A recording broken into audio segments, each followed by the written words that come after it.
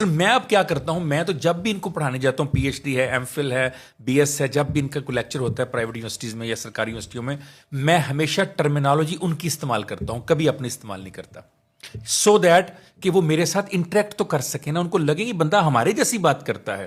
اور میں جاتے ہی کہتا ہوں جینزیز آر ایبسلیوٹلی رائٹ. یہ سنتے ہی ان کے اندر ایک اعتماد آتا ہے کہ کوئی آیا جو ہماری بات کر رہا ہے. جب تک آپ ان کو تنقید کرتے رہیں گے وہ آپ کی بات کبھی نہیں سنیں گے. میں نے کہا استاد جی آپ نے جو مشرق کی قوالی تھی اس کا بیڑا غرق کر دیا. استاد جی آپ نے اپنے راگ جو تھے وہ جان پیٹر کے ہاتھوں بیچ دیے، وہ جس نے دم مست قلندر آئی تھی جب. تو 3-4 جب میں نے تنقیدی اس طرح کی باتیں کہ مسکرا کر انہوں نے بڑا خوبصورت جواب دیا.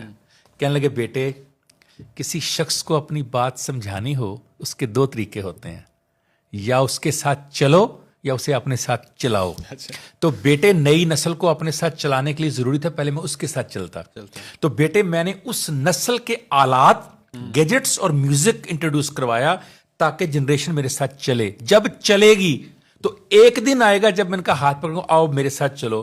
اور پھر انہوں نے جو بعد کی قوالیاں ان کی آئیں وہ ساری روایتی تھیں. استاد نصرت نے مجھے یہ بات سکھائی، جینزی اور الفا جدھر چلتے ہیں مجھے وہاں چلنا ہے، ایز اے باپ، ایز اے استاد، ایز اے مینٹور. جب وہ میں چلوں گا ان کے ساتھ پیچھے پیچھے تو پھر شاید 1-2 کلومیٹر بعد میں کہوں بیٹے اب ذرا ادھر بھی چلیں.